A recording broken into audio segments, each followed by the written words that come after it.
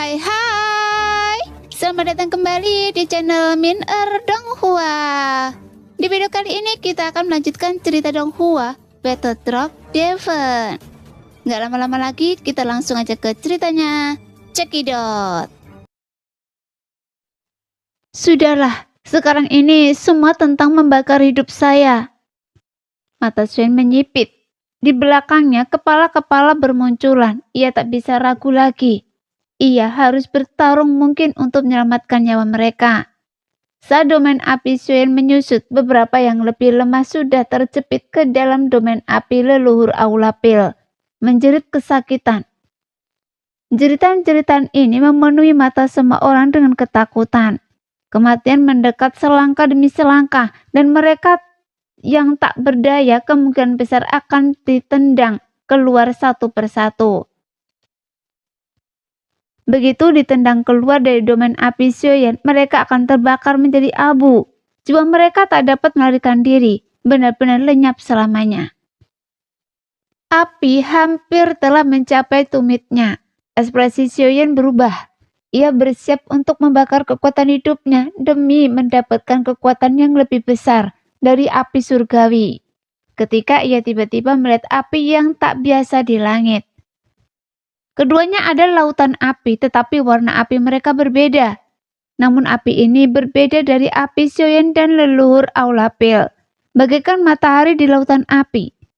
Api di dalam api ini tetap tak termurnikan oleh api mereka berdua, menunjukkan bahwa api ini lebih kuat daripada api Swain dan leluhur Aulapil. Api, apa ini? Seru Swain kaget menyaksikan api itu meliuk-liuk di lautan api miliknya dan leluhur Aulapil. Berputar 2 kali sebelum berubah menjadi seekor gagak emas kecil berkaki 3. Kemudian sebuah teriakan nyaring bergema di segala arah, dan gagak emas berkaki 3 yang telah berubah menjadi leluhur Aulapil mulai gemetar hebat. Apa yang Anda lakukan? Ini bukan urusan Anda. Minggir! Suara luhur Aulapil menjadi serak, dipenuhi amarah, kecemasan dan sedikit ketakutan. Tapi gagak emas kecil berkaki 3 itu kembali melengking tajam.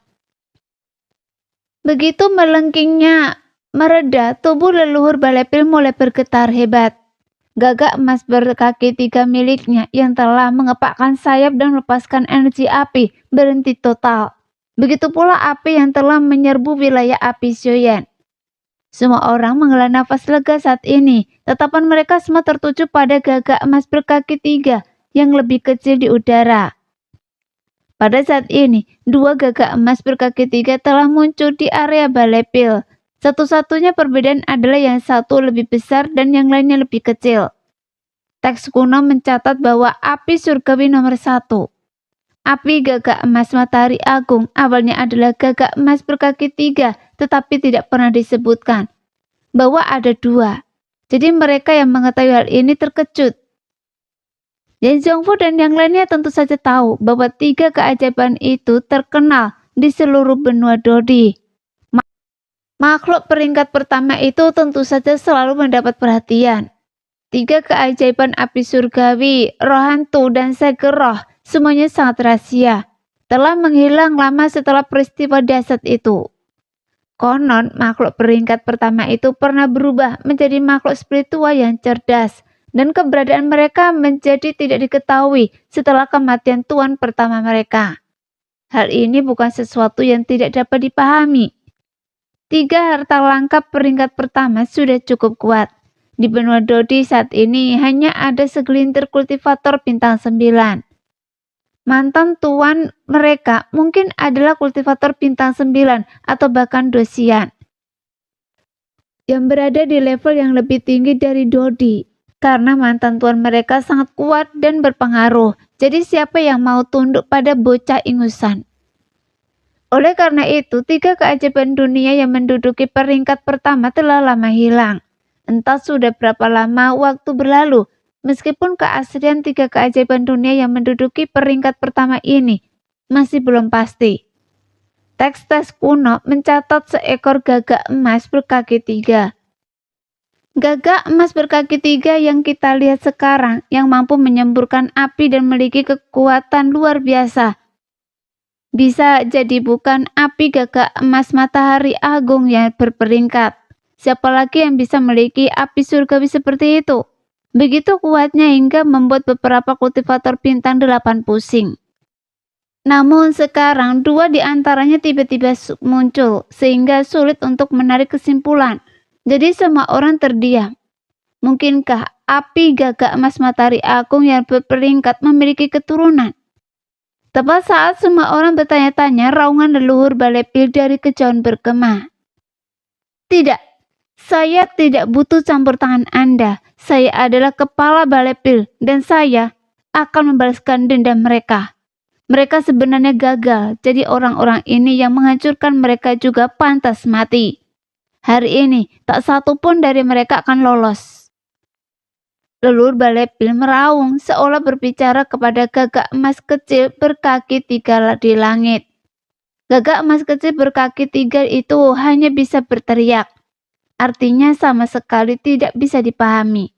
Tentu saja, ini hanya berlaku untuk mereka. Soyen tidak ada di antara mereka. Di telinga Soyen, teriakan pertama yang didengarnya berarti sekali Anda bersikap kurang ajar. Teriakan kedua gagak emas kecil berkaki 3 di telinga Soyen. Jika Anda terus bertindak gegabah, jangan salahkan saya karena kejam, dan saya akan menghancurkan Anda dalam sekejap. 2 kalimat ini begitu mendominasi dan mengesankan. Di antara kata-kata itu, gagak emas kecil berkaki 3 itu tampak semakin kuat. Sementara leluhur Balepil meskipun berbicara dengan tegas sudah mundur. Ia tampak sangat takut pada gagak emas kecil berkaki 3 itu. Gagak emas kecil berkaki 3 ini tak lain adalah pencahan dari roh api gagak emas matahari agung yang sebenarnya, yang sebelumnya telah dihembuskan ke dalam ngarai. Sekarang Soyen mampu memahami kata-katanya, karena selama pencerahannya ia telah mendapatkan pengakuan dari api gagak emas matahari agung, peringkat pertama. Tentu saja Soyen tidak menyadari bahwa api gagak emas matahari agung, peringkat pertama itu telah mengakuinya. Sepertinya gagak emas kecil berkaki 3 ini mungkin adalah api gagak emas matahari agung yang sebenarnya. Adapun leluhur Balepil ini, meskipun bentuknya mirip, tampaknya ia cukup takut pada gagak emas kecil berkaki 3 itu. Saya ingin tahu, apa sebenarnya dia mungkinkah? Dia juga salah satu api surgawi. Setelah mendengarkan percakapan itu, Soyen bergumam pada diri sendiri, mengamati kedua belah pihak. Dalam hal peringkat, hanya api gagak emas matahari agung peringkat pertama yang merupakan gagak emas berkaki 3. Bagaimana mungkin ada 2? Tunggu, sepertinya bukan itu masalahnya. Dari sudut pandang lain, jika gagak emas kecil berkaki 3 ini benar-benar api gagak emas matahari agung, mengapa ia maju untuk membantunya? Mungkinkah itu burung Oriole yang disebutkan oleh imam besar? Sekarang tampaknya itu benar-benar seekor burung Oriole. Mata Soyen tiba-tiba berbinar. Imam besar berkata bahwa belalang sembah itu mengintai jangkrik tanpa menyadari keberadaan burung Oriole di belakangnya. Soyen sempat bertanya-tanya siapa burung Oriole itu. Tetapi sekarang ada 2 burung Oriole yang muncul. Jadi Soyen segera waspada. Melihat sekeliling mencari kesempatan untuk melarikan diri. Ia tidak takut sendirian, tetapi ia tak sanggup menanggung nyawa puluhan ribu orang di belakangnya. Jika terjadi sesuatu, itu akan menjadi kerugian besar bagi umat manusia. Ras monster, ras iblis darah, keluarga Sio, dan keluarga binatang iblis. Tiba-tiba suara nyaring terdengar dari segala penjuru, tanpa arah yang jelas. Suara itu sepertinya berasal dari langit, atau mungkin dari tanah.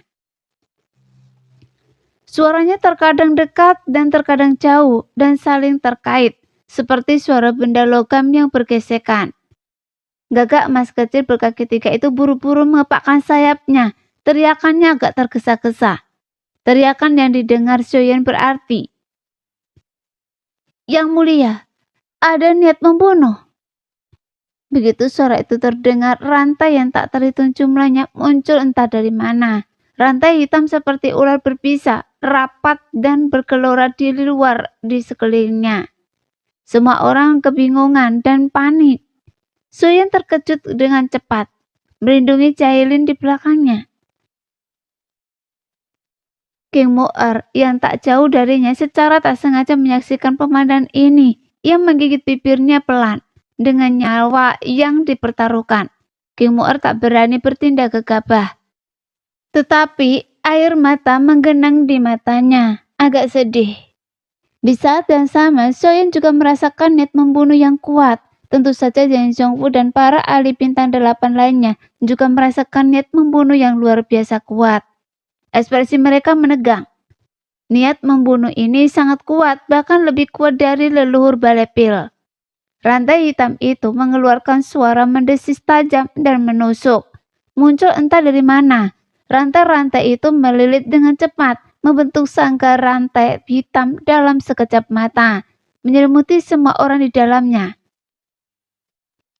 Seketika tawa yang mengerikan menggema. Di sekitar mereka di 4 arah mata angin, seberkas energi hitam muncul, perlahan menyatu menjadi sosok-sosok manusia. Bahkan Guyin dan Suetu bergidik hampir bersamaan. Mata mereka dipenuhi teror. Mereka semua terlalu familiar dengan keempat sosok yang berbentuk dari jiwa-jiwa hitam ini. Kedalaman sejati aliansi bayangan, organisasi pembunuh bayaran ini tidak diketahui. Di kota Jusi, mereka hanyalah cabang kecil, sebuah fasad. Markas besar aliansi bayangan adalah beberapa bangunan yang tampaknya tidak penting dan hancur di pinggiran kota.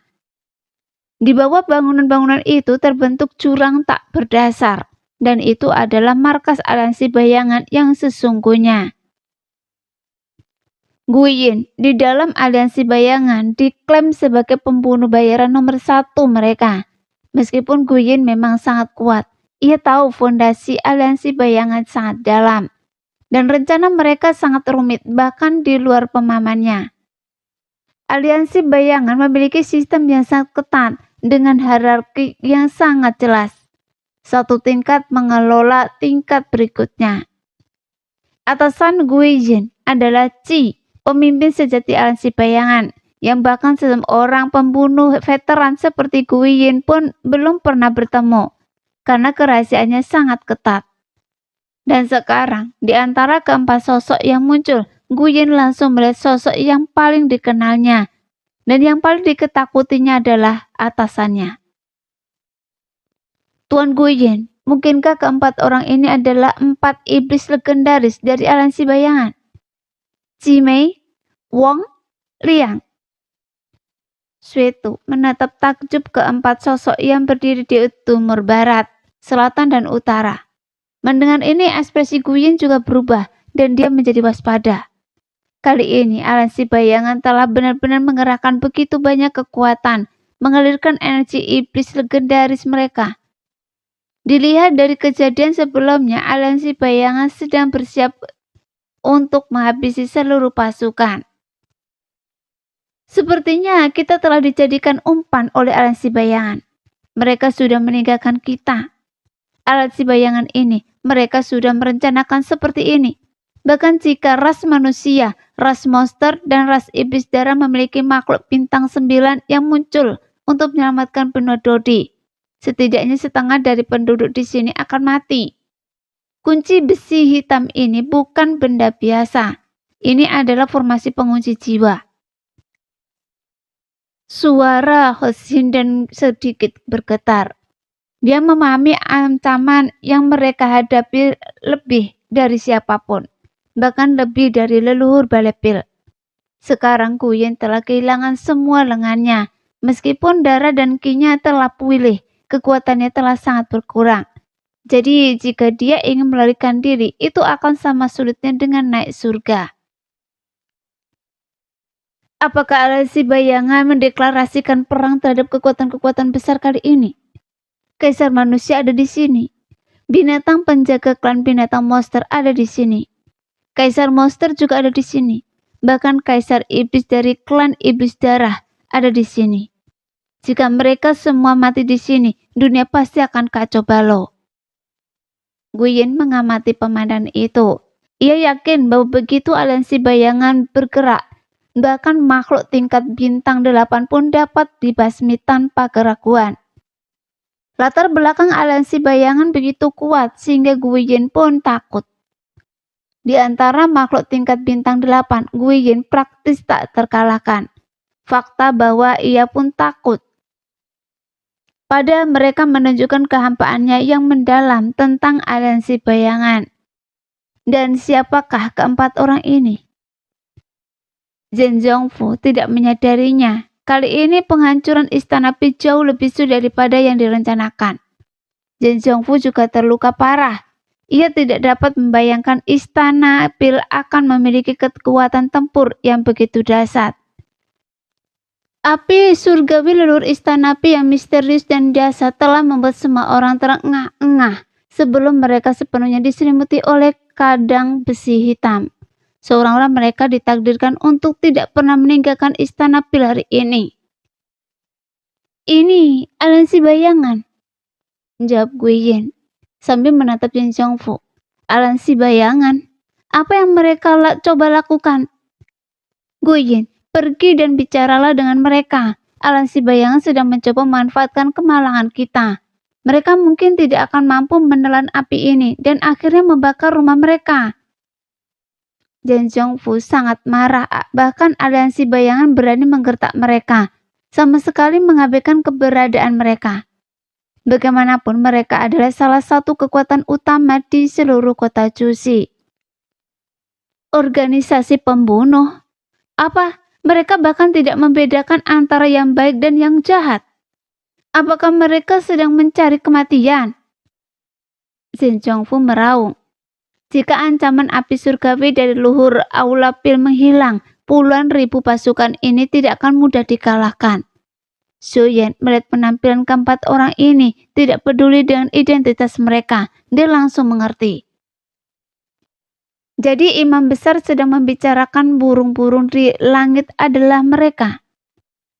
Zuyan merasakan niat membunuh yang kuat. Cailin melangkah maju dan meraih lengan baju Zuyan. Matanya berkilat cemas. Zuyan, apa yang harus kita lakukan? Orang-orang ini tampaknya sangat kuat. Sekarang kondisi Anda sedang buruk, jadi kita harus mencari cara untuk melarikan diri. Cailin juga agak panik dengan situasi ini. Jangan khawatir, target utama mereka bukanlah kita.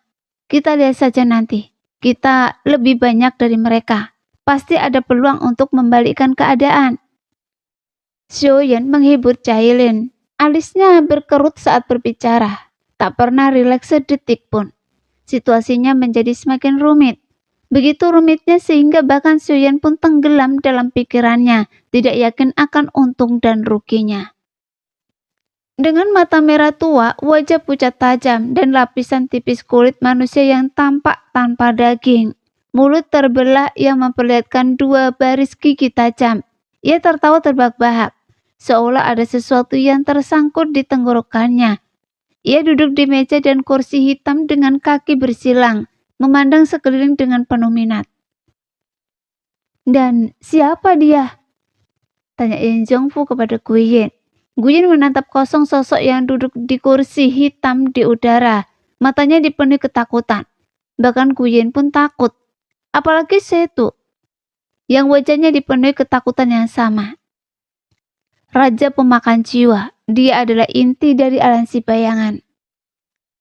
Guyen belum pernah melihat Raja pemakan jiwa, tetapi ia pernah mendengar tentangnya. Kebangkitan Guyen sebagian besar berkat Raja pemakan jiwa. Jika tidak, ia tidak akan tunduk padanya. Meskipun ia sangat kuat. Raja pemakan jiwa. Tetua keempat, mengapa Raja pemakan jiwa ini tampak agak familiar? King Horan menatap sosok di udara dan bertanya pada King Yutian. King Yutian menyipitkan mata ke sosok di kursi hitam. Sebuah huruf besar untuk jiwa terpampang di tengah jubahnya. Klan iblis sekarang terpecah belah. Klan iblis darah sekarang bersatu, tetapi satu cabang belum menyerah ke klan iblis jiwa.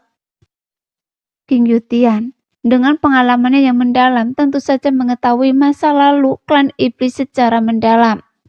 Setelah Xuan menyerahkan token iblis darah Kaisar Iblis Tua kepada King Horan,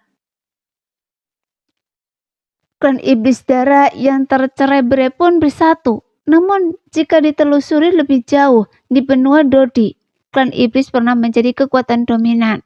Kekuatan mereka termasuk yang terkuat sebelum pergolakan dahsyat itu. Kemunduran klan iblis saat ini bukan semata-mata karena pergolakan dahsyat itu.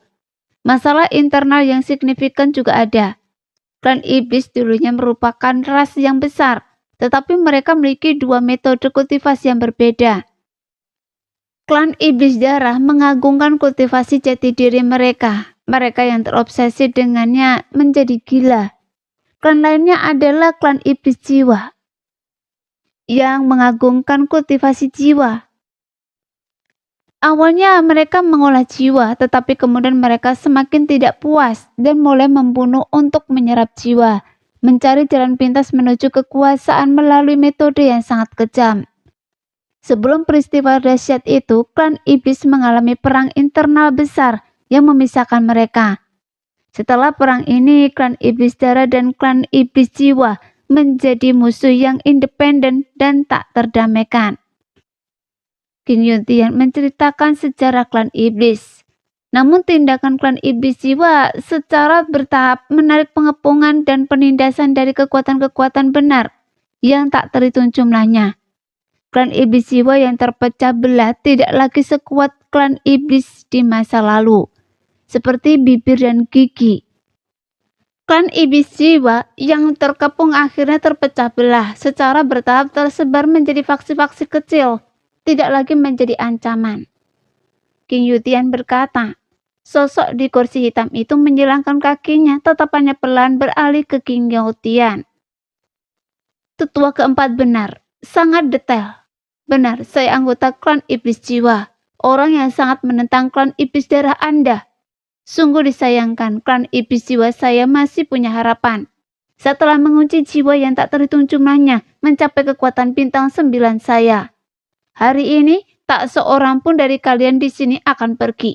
Kalian semua akan mati. Suara raja pemakan jiwa tajam dipenuhi dengan niat membunuh yang tak berujung. Tapi kalian benar-benar sial. Target awal saya adalah api surgawi nomor 1, gagak emas matahari agung. Tapi saya tidak menyangka akan mendapatkan keuntungan yang terduga setelah mendekat. Benar-benar kejutan yang menyenangkan. Raja pemakan jiwa tertawa, dua baris giginya yang tajam membentuk senyuman yang sama sekali tidak terlihat seperti senyuman, membuat orang-orang merasa sangat tidak nyaman. Zhan Huan sedikit kesal, dia tidak mengenal raja pemakan jiwa. 9 bintang. Keluarganya juga memiliki seorang bintang 9. Siapakah raja pemakan jiwa ini? Zhan Huan melangkah maju menatap raja pemakan jiwa dan menyibaskan lengan bajunya. Raja pemakan jiwa, belum pernah mendengar tantangannya. Dilihat dari nada bicara Anda, sepertinya Anda Dodi bintang 9. Jangan terlalu sombong. Ada lebih dari 1 Dodi bintang 9 di benua ini. Oh, bukankah Anda Kaisar Monster dari klan Monster? Bagaimana kabar orang tua Anda akhir-akhir ini? Raja pemakan jiwa menatap Zhan Huan yang kerap dan berkata dengan nada sinis. Dia benar-benar menyebut leluhur bintang 9 keluarganya sebagai orang tua.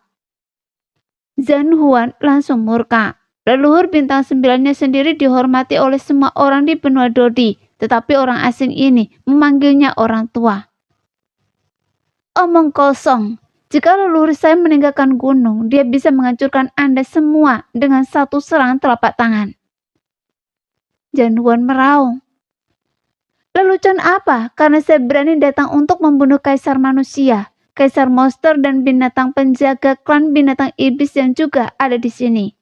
Oh, saya hampir lupa. ada kaisar iblis tak berguna dan klan iblis darah yang sebenarnya adalah Dodi bintang 7.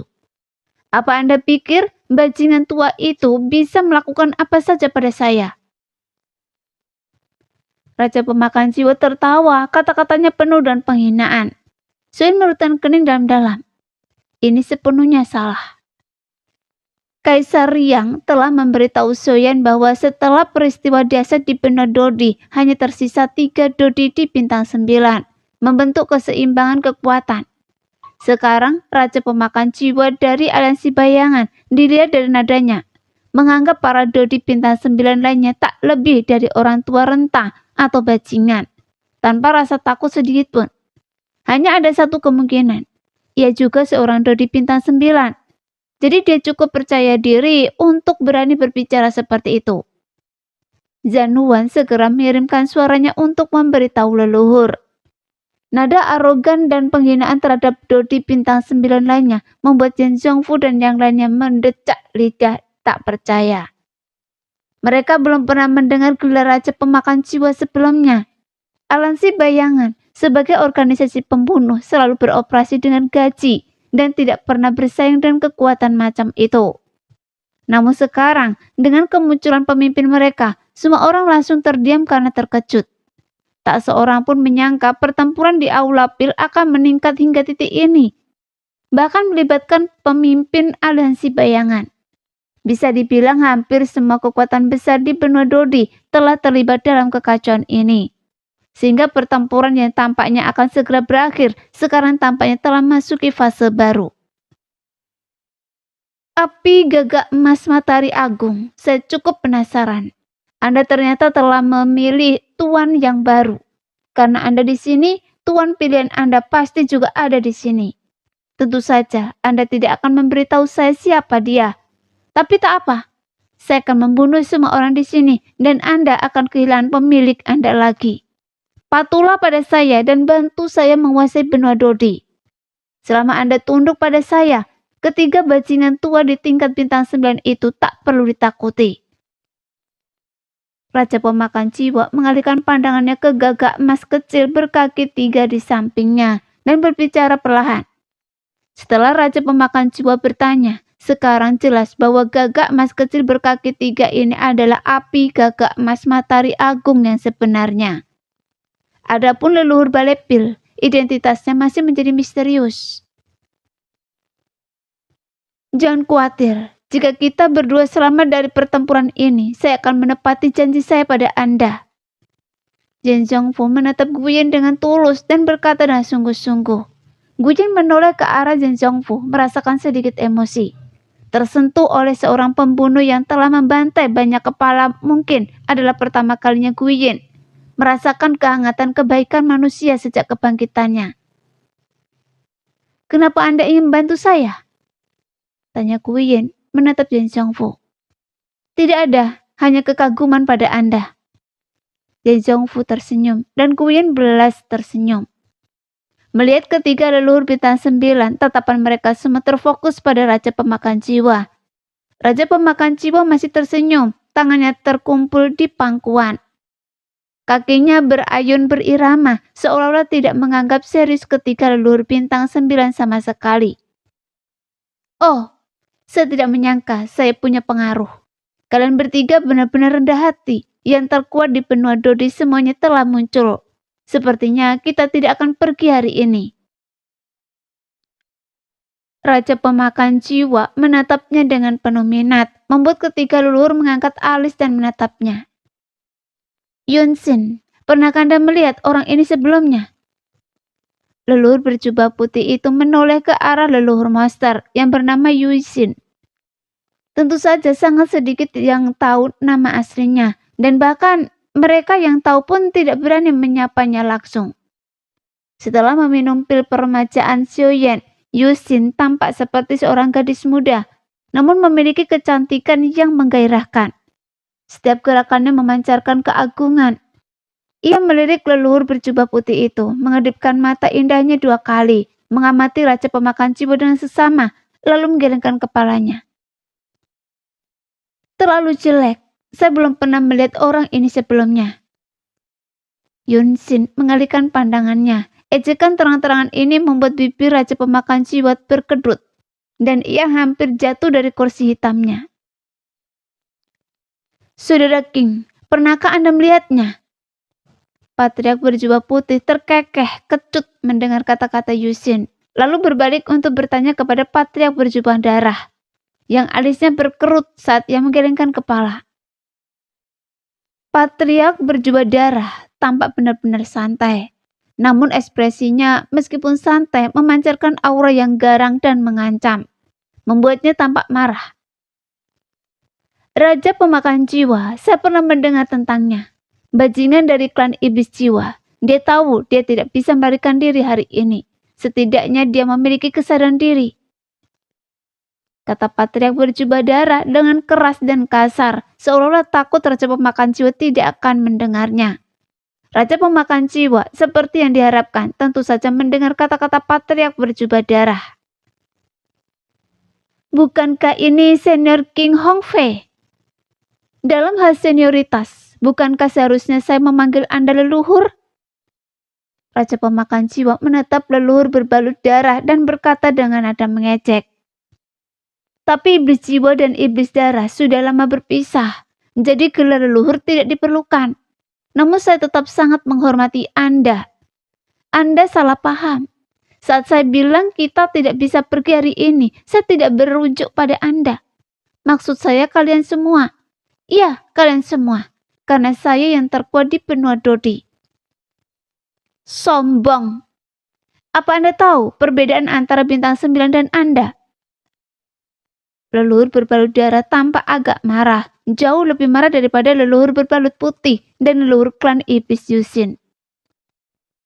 Tentu saja itu sudah dimengerti. Leluhur berbalut darah jelas merupakan anggota klan iblis darah dari ras iblis. Sementara Raja Pemakan Jiwa adalah anggota klan iblis jiwa. Meskipun mereka berasal dari ras iblis, mereka telah lama menjadi musuh bebuyutan. Saat bertemu, niat membunuh leluhur berbalut darah sudah terlihat jelas. Saya tidak begitu yakin, tolong beritahu saya. Raja Pemakan Jiwa menatap leluhur berbalut darah dengan curiga sejenak, lalu menatapnya dengan serius dan berkata dengan nada tulus. Nada ini terdengar seperti seorang junior yang meminta bimbingan, tetapi sebenarnya itu adalah ucapan sarkastik kepada leluhur berbalut darah. Sialan, saya akan menghancurkan Anda dengan satu telapak tangan.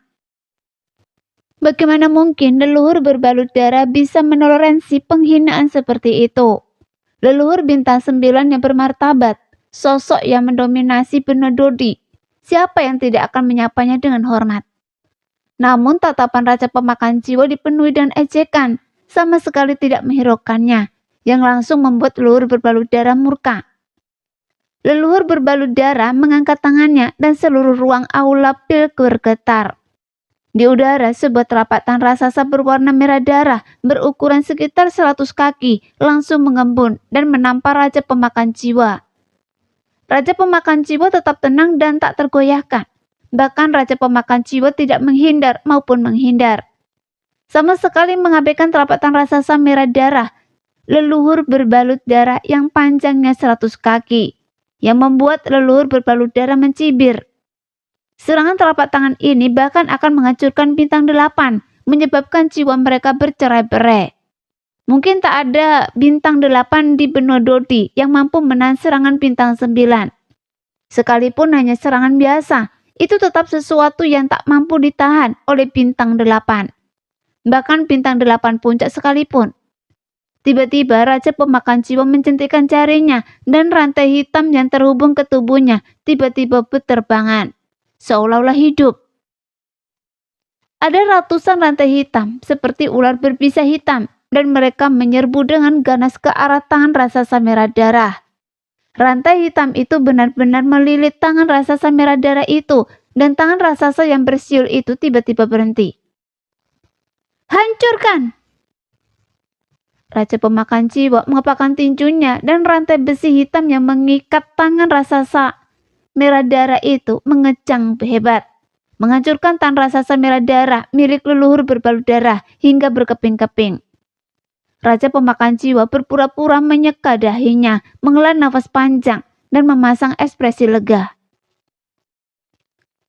Sungguh serangan telapak tangan yang kuat. Saya sungguh beruntung. Kalau tidak, saya pasti sudah diremukkan berkeping-keping oleh leluhur bintang 9. Leluhur berbalut darah benar-benar tercengang. Telapak tangan darahnya telah dikalahkan dengan begitu mudah oleh Raja Pemakan Jiwa. Ini bukan serangan telapak tangan biasa. Ini adalah serangan telapak tangan dari Dodi bintang 9.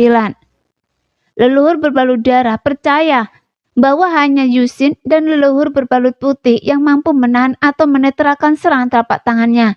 Ia sungguh tak percaya bahwa serangan telapak tangannya telah dinetralkan oleh Raja Pemakan Jiwa yang sombong itu.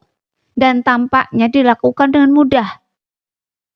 Senior, apa Anda meremehkan junior ini? Serangan telapak tangan yang begitu lemah. Junior ini bahkan belum menguasai kekuatan bintang 9. Raja Pemakan Jiwa masih mengejek leluhur berbalut darah. Keduanya tampak bertatapan. Keduanya menyimpan niat membunuh. Meskipun niat leluhur berbalut darah lebih kentara, sementara Raja Pemakan Jiwa terus mengejeknya. Baiklah, saya akan mengabulkan keinginan Anda hari ini. Anda telah mencari kematian, dan saya akan mewujudkannya. Kata-kata Raja Pemakan Jiwa benar-benar membuat leluhur berbalut darah murka, yang kemudian melepaskan kekuatan 9 bintang. Tekanan dahsyat turun dari langit, menyebabkan Xion dan 8 bintang lainnya merasakan tubuh mereka tenggelam, dan dada mereka sesak. Yang lainnya bernasib lebih buruk. Beberapa yang lebih lemah batuk darah karena tekanan tersebut. Raja Pemakan Jiwa masih tampak meremehkan, memperhatikan leluhur berbalut darah yang murka, bahkan tersenyum dan bersenandung, mengayunkan kakinya berirama seolah sedang menonton pertunjukan. Leluhur berbalut darah menjentikkan lengan bajunya, melepaskan gelombang aura pertempuran merah tua yang langsung menyatu menjadi tombak merah darah di tangannya. Ia melotot tajam ke arah Raja Pemakan Jiwa. Sosoknya memudar menjadi seberkas cahaya merah tua. Dengan jentikan pergelangan tangannya, ujung tombaknya menunjuk langsung ke arah Raja Pemakan Jiwa. Namun Raja Pemakan Jiwa menjentikkan jarinya lagi dan 100 serantai besi hitam di belakangnya semuanya menunjuk ke depan, seperti 100 ular hitam. Semuanya diarahkan ke leluhur berbalut darah yang sedang menyerang. Nah, demikianlah video kali ini. Terima kasih sudah menonton video Min R sampai selesai. Sampai jumpa lagi di video selanjutnya. Bye-bye.